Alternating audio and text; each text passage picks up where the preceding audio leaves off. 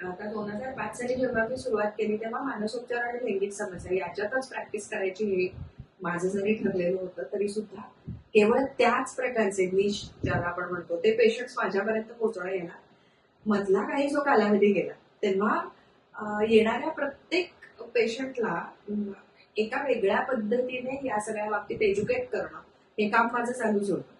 मग त्यामध्ये लेक्चर्स असतील, सेमिनार्स असतील, वर्कशॉप्स घेणं असेल किंवा सुरुवातीच्या काळात मला हे जाणवायचं की स्त्रिया खूप पुजलेल्या असायच्या. म्हणजे अगदी कुठल्याही वयोगटातल्या स्त्रिया असतील, म्हणजे अगदी कॉलेजमध्ये जाणाऱ्या असतील किंवा लग्न झालेल्या असतील, रिलेशनशिप मधल्या असतील, तिथे बऱ्याचदा पुरुषच त्यांच्या समस्या सांगत असायचे. म्हणजे पाळीच्या विषयी बोलत असताना सुद्धा बऱ्याचशा स्त्रिया इतक्या म्हणजे त्यांना इतकी त्यामध्ये एम्बॅरेसमेंट वाटायची आणि मग पुरुष जोडीदारच पाळीच्या विषयी सुद्धा सांगायचा की हिला असं होतंय, हा त्रास होतोय, अंगावरून जास्त जातंय, दुखतंय वगैरे जे काही असेल.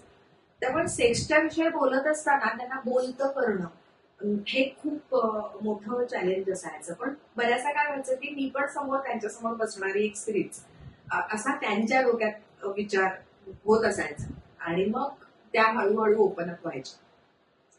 आता जो बदल मला जाणवतो तो असा आहे की बऱ्याचदा स्त्रिया त्यांच्या पार्टनरला घेऊन येतात आणि हे मला फार आवडतं की तुम्हाला लक्षात आलं तुमचा प्रॉब्लेम काय आहे. प्रत्येक वेळेला पुरुषांनीच त्यात पुढाकार घेऊन आपण विशिष्ट प्रकारच्या ट्रीटमेंट घ्यायला जाऊया किंवा आपण याच्यावर काम करूया हे जे आपण एक पुरुषांच्या खांद्यावर ओझं टाकलेलं नसतं ते तर कुठेतरी स्त्रिया पण घेत आहेत. आणि हा माझी पण म्हणजे इक्वल रिस्पॉन्सिबिलिटी आहे या पद्धतीने. दुसरं लैंगिक आयुष्यात सुद्धा ज्या पद्धतीने त्यांचं कामजीवन असतं आणि ते त्याच्यामधले प्रॉब्लेम सांगायला येतात तेव्हा ज्या पद्धतीने ते सांगतात तिथे लक्षात येतं की ऍक्टिव्हली त्यांचा सुद्धा सहभाग असतो.